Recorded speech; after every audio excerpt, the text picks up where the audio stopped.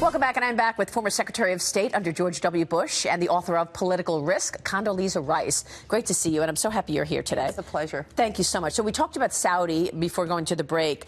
Major changes going on there. When I was there in November and had the opportunity to interview MBS, the Crown Prince, he sounded like it's a new era. They want to live like normal people, he said. Do you believe it? I do believe him. He's a young man in a hurry, though, and he's got resistance from the religious establishment. I think some resistance from within the family, maybe even resistance from entrenched interest in the country. But I also had a chance to spend quite a bit of time with him. And, you know, they know, or he knows, that diversifying the economy away from oil and gas, which, by the way, depleting reserves, oil markets that are restructuring in ways that they can't really just have that be the focus of the economy.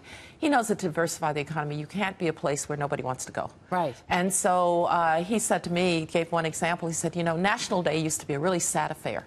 He said, but on National Day, I had families out, we had music, and people enjoyed it, and the religious people said, that's against the Koran. And he said, I told them, you tell those people who are enjoying this is against the Koran. Wow. So I think he's mobilizing those disaffected populations, like women. You know, Maria, they have been educating women in large numbers. Eventually, educated women and the restrictions on women were going to come into conflict. Right. And I frankly think he looks not at Paris, not at London, not at Washington. He looks at Abu Dhabi, and he looks at Dubai. And you must think that could have been us. Right.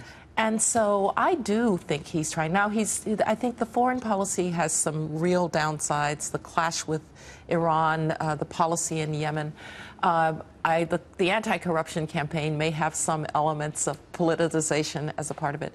But the social restructuring of Saudi Arabia, if Saudi Arabia were to liberalize, that could change the face of the Middle East. It could be incredible. It could be incredible. They have Driving Day coming up yes. in the near future. Yes. It's interesting to see the relationship that he has been able to create with President Trump. Yes. I think it's called the anti-Iran front. Exactly. And exactly. But for whatever reason, it's making a difference in the way that the relationship with the Gulf and the United States is unfolding, and that's a good thing. That's one of the really good things about this administration's policy.